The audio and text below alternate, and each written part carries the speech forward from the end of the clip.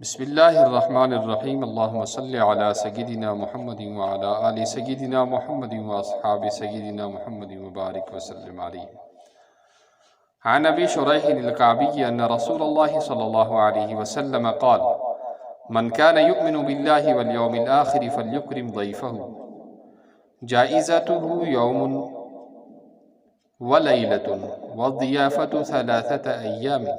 فما بعد ذلك فهو صدقة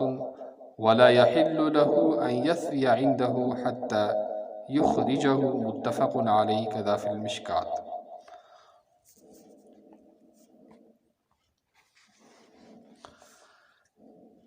حضور اقدس صلی اللہ تعالیٰ علیہ وسلم کا ارشاد ہے کہ جو شخص اللہ جل شانہ پر اور آخرت کے دن پر ایمان رکھتا ہے اس کے لیے ضروری ہے کہ اپنے مہمان کا اکرام کرے۔ مہمان کا جائزہ 1 دن رات ہے اور مہمانی 3 دن رات، اور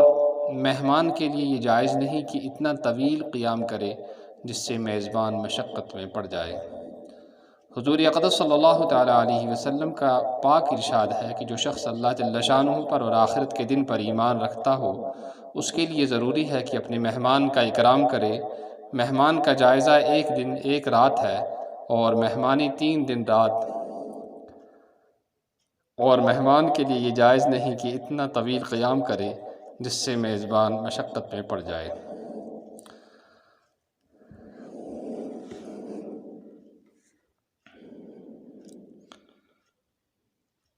اس حدیث شریف میں حضور اقدس صلی اللہ تعالیٰ علیہ وسلم نے 2 ادب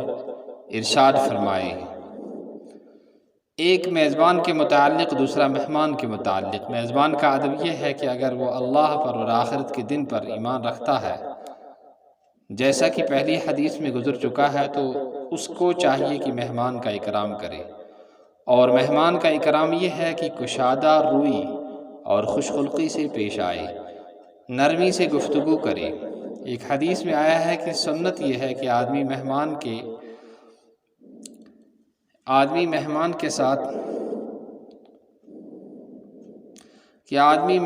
کے ساتھ گھر کے دروازہ تک مشایعت کے لیے جائے۔ حضرت عقبہ رضی اللہ تعالیٰ عنہ حضور اقدس صلی اللہ تعالیٰ علیہ وسلم کا ارشاد نقل کرتے ہیں کہ جو شخص مہمانی نہ کرے اس میں کوئی خیر نہیں۔ حضرت سمرہ رضی اللہ تعالیٰ عنہ فرماتے ہیں کہ حضور اقدس صلی اللہ تعالیٰ علیہ وسلم مہمان کی ضیافت کا حکم فرمایا کرتے تھے۔ ایک شخص نے دیکھا کہ حضرت علی رضی اللہ تعالیٰ عنہ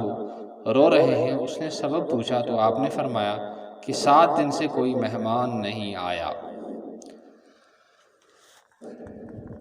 مجھے اس کا ڈر ہے کہ کہیں حق تعالی شانہ نے میری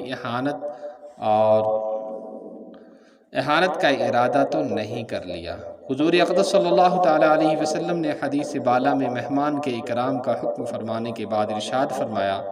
کہ اس کا جائزہ 1 دن رات ہے۔ اس کی تفسیر میں علماء کے چند قول ہیں۔ حضرت امام مالک رحمہ اللہ تعالیٰ سے یہ نقل کیا گیا ہے کہ اس سے مراد اکرام و اعزاز اور خصوصی تحفے ہیں، یعنی 1 دن رات تو اس کے اعزاز میں اچھا کھانا تیار کرے، باقی ایام میں معمولی مہمانی اس کے بعد۔ پھر علماء کے اس میں 2 قول ہیں کہ 3 دن کی مہمانی جو حضور صلی اللہ تعالیٰ علیہ وسلم کے پاک ارشاد میں وارد ہوئی ہے وہ اس دن کے بعد ہے، یعنی مہمان کا حق کل 4 دن ہو گئے، یا وہ 1 دن خصوصی اعزاز کا بھی انہی 3 دن میں داخل اور شمار کیا جائے گا۔ دوسرا مطلب یہ ہے کہ جائزہ سے مراد ناشتہ ہے، راستہ کا، اور حاصل یہ ہے کہ اگر مہمان قیام کرے تو 3 دن کی مہمانی ہے، اور قیام نہ کر سکے تو 1 دن کا ناشتہ۔ تیسرا مطلب یہ ہے کہ جائزہ سے مراد تو ناشتہ ہی ہے، لیکن جو مطلب علماء نے لکھا ہے کہ 3 دن کی مہمانی اور چوتھے دن رخصت کے وقت 1 دن کا ناشتہ، چوتھا مطلب یہ ہے کہ جائزہ سے مراد گزر ہے، اور مطلب یہ ہے کہ جو شخص مستقل ملاقات کے لیے آئے اس کا حق 3 دن قیام کا ہے، اور جو راستہ میں گزرتے ہوئے ٹھہرے کہ اصل مقصود آگے جانا تھا، یہ جگہ راستہ میں پڑ گئی، اس لیے یہاں بھی قیام کر لیا، تو اس کے قیام کا حق صرف ایک دن ہے۔ یعنی کبھی کسی اتفاق سے کسی جگہ چلا گیا لیکن جانے کا وہاں ارادہ نہیں تھا، یہ کہنا چاہتے ہیں۔ اور ان سب اقوال کا خلاصہ مختلف حیثیات سے مہمان کے اکرام کا اہتمام ہی ہے کہ ایک دن کا اس کا خصوصی اہتمام کھانے کا کرے، اور روانگی کے وقت ناشتہ کا بھی بالخصوص ایسے راستوں میں جہاں راستہ میں کھانا نہ مل سکتا ہو۔ تو میری رائے یہ ہے کہ آج کل اگر مہمان کو ناگوار نہ گزرے تو اس کے جیب میں اتنے پیسے ڈال دے جس سے وہ گھر تک جانے کے لیے اس کو کرایہ مل سکے۔ تو چونکہ آج کھانے کا انتظام تو ویسے ہر جگہ ہوتا ہے، اگر کہیں ایسا ہے تو وہ ایسا ہی کرے کہ کھانے کی چیز دے دے اس کو ساتھ میں، اور اگر ایسا نہیں ہے تو پھر کچھ نقدی پیسے ساتھ دے دے تاکہ وہ خود بازار سے خرید کر اپنی من پسند کی چیزوں کو کھا لے، یا پھر کم از کم اپنے کرایہ اس سے جو ہے مل جائے اور اس کا اکرام بھی ہو جائے اور اس کی کرایہ کی طرف سے ہماری مدد ہو جائے۔ دوسرا ادب حدیث والا میں مہمان کے لیے ہے کہ کہیں جا کر اتنا طویل قیام نہ کرے جس سے میزبان کو تنگی اور دقت پیش آئے۔ ایک اور حدیث میں اس لفظ کی جگہ ارشاد ہے کہ اتنا نہ ٹھہرے کہ میزبان کو گناہگار بنا دے، یعنی یہ کہ طویل اور لمبا قیام کرنا اور بہت دن تک جا کر کسی کے گھر ٹھہرنے کی وجہ سے میزبان اس کی غیبت کرنے لگے، یا کوئی ایسی حرکت کرے جس سے مہمان کو اذیت ہو، یا مہمان کے ساتھ کسی قسم کی بدگمانی کرنے لگے، کہ یہ سب امور میزبان کو گناہگار بنانے والے ہیں، لیکن یہ سب کچھ اس صورت میں ہے کہ میزبان کی طرف سے مہمان کے قیام پر اصرار اور تقاضا نہ ہو، اس کے انداز سے غالب گمان یہ ہو کہ زیادہ قیام اس پر گراں نہیں ہے۔ اگر اس کو یہ لگ رہا ہو اور یہ پتہ چل جائے مہمان کو کہ میں جس کے گھر آیا ہوں میرا یہاں بہت دنوں تک ٹھہرنے سے اس کو کسی قسم کی کوئی تکلیف نہیں ہوگی، تو پھر ٹھہر سکتا ہے 3 دن سے علاوہ بھی، یہ کہنے کا مطلب ہے۔ ایک حدیث میں ہے کہ کسی نے عرض کیا کہ یا رسول اللہ صلی اللہ علیہ وسلم کیا چیز ہے جو اس کو گناہ میں ڈالے؟ حضور صلی اللہ تعالی وسلم نے فرمایا کہ اس کے پاس اتنا قیام کرے کہ میزبان کے پاس اس کے کھلانے کو کچھ نہ ہو۔ حافظ رحمہ اللہ یعنی حافظ ابن حجر رحمہ اللہ کہتے ہیں کہ اس میں حضرت سلمان کا اپنے مہمان کے ساتھ ایک قصہ پیش آیا جس قصہ کی طرف حافظ رحمہ اللہ نے اشارہ کیا ہے۔ امام غزالی رحمہ اللہ نے اس کو نقل کیا ہے۔ حضرت ابو وائل رضی اللہ تعالی عنہ کہتے ہیں کہ میں اور میرا ایک ساتھی حضرت سلمان رضی اللہ تعالی عنہ کے زیارت کے لیے گئے۔ انہوں نے جو کی روٹی اور نیم کوفتہ نمک ہمارے سامنے رکھا۔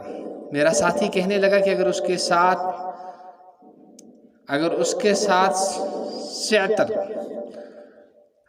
ساتھ ساتر یعنی پودینہ کی ایک قسم کو ساتر کہا جاتا ہے ہوتا تو بڑا لذیذ ہوتا۔ حضرت سلمان تشریف لے گئے اور وضو کا لوٹا رہن رکھ کر ساتر خرید کر لائے۔ جب ہم کھا چکے تو میرے ساتھی نے کہا الحمدللہ الذی قنعنا بما رزقنا، سب تعریفیں اللہ جل شانہ کے لیے ہیں جس نے ہمیں ما حضر پر قناعت کی توفیق نصیب فرمائی۔ حضرت سلمان رضی اللہ تعالی عنہ نے فرمایا کہ اگر تمہیں ما حضر پر قناعت ہوتی تو میرا لوٹا گروی نہ رکھا جاتا۔ حاصل یہ ہے کہ میزبان پر ایسی فرمائشیں کرنا جس سے اس کو دقت ہو، تکلیف اور مشقت ہو، یہ بھی یخرجہ ہو یعنی میزبان کو تنگی میں ڈالنے میں داخل ہے اور اس کو بھی اسی میں شمار کیا جائے گا۔ دوسرے کے گھر جا کر چنا چنی کرنا اور نخرے کرنا یہ چاہیے وہ چاہیے ہرگز مناسب نہیں ہے۔ جو وہ حاضر کر رہا ہے اس کو صبر و شکر سے بشاشت کے ساتھ کھا لینا چاہیے۔ فرمائشیں کرنا بسا اوقات میزبان کی دقت اور تنگی کا سبب ہوتا ہے، البتہ اگر میزبان کے حال سے یہ اندازہ ہو کہ وہ فرمائشوں سے خوش ہوتا ہے، مثلاً فرمائش کرنے والا کوئی محبوب ہو جس سے فرمائش کی جائے، وہ جانثار ہو جو چاہے فرمائش کرے۔ حضرت امام شافعی رحمہ اللہ بغداد میں زعفرانی کے مہمان تھے، اور وہ حضرت امام رحمہ اللہ کی خاطر میں روزانہ اپنی باندی کو ایک پرچہ لکھا کرتے تھے جس میں اس وقت کے کھانے کی تفصیل ہوتی تھی۔ حضرت امام شافعی رحمہ اللہ نے ایک وقت باندی سے پرچہ لے کر دیکھا اور اس میں اپنے قلم سے ایک چیز کا اضافہ فرما دیا۔ دسترخوان پر جب زعفرانی نے وہ چیز دیکھی تو باندی پر اعتراض کیا کہ میں نے اس کے پکانے کو نہیں لکھا تھا۔ وہ پرچہ لے کر آقا کے پاس آئی اور پرچہ پر دکھا کر کہا کہ یہ چیز حضرت امام رحمہ اللہ نے خود اپنے قلم سے اضافہ کی ہے، یعنی ایک چیز اس میں بڑھا دی تھی جو لسٹ وہاں بنی تھی کھانے پینے کی چیزوں کی۔ زعفرانی رحمہ اللہ نے جب اس کو دیکھا اور حضرت کے قلم سے اس میں اضافہ دیکھا، یعنی ایک چیز بڑھا دی تھی، ایک ایٹم بڑھا دیا تھا، ورائٹی بڑھا دی تھی، پر نظر پڑی تو خوشی سے باغ ہو گئے، بہت خوش ہوئے، یعنی جو ان کے مہربان تھے امام شافعی رحمہ اللہ کے، تو اور اس خوشی میں اس باندی کو آزاد کر دیا۔ اگر ایسا کوئی مہمان ہو اور ایسا میزبان ہو تو یقیناً فرمائش بھی لطف کی چیز ہے، یعنی کوئی ایسا مہمان ہو جو واقعی دل کا پیارا ہو، بڑا عزت والا ہو اور بڑی شان والا ہو، اور جو میزبانی کرنے والا ہے جس کے گھر وہ گیا ہے وہ بھی بڑا فراخ دل ہو، اس کے دل کے اندر بہت سخاوت ہو، تو وہاں آدمی فرمائش کر سکتا ہے، اس لیے کہ وہ اسی سے بہت سارے لوگ ایسے ہوتے ہیں جن سے کوئی چیز مانگو اپنی من پسند کی تو وہ خوش ہو جاتے ہیں، تو وہاں پر مہمان کا اس سے کوئی چیز مانگنا، فرمائش کرنا اور اس کی آرڈر دینے میں کوئی حرج نہیں ہے۔ اللہ تعالی ہمیں قرآن و سنت کے مطابق اپنے مہمانوں کی خدمت کرنے اور میزبانی کو انجام دینے کی توفیق نصیب فرمائے۔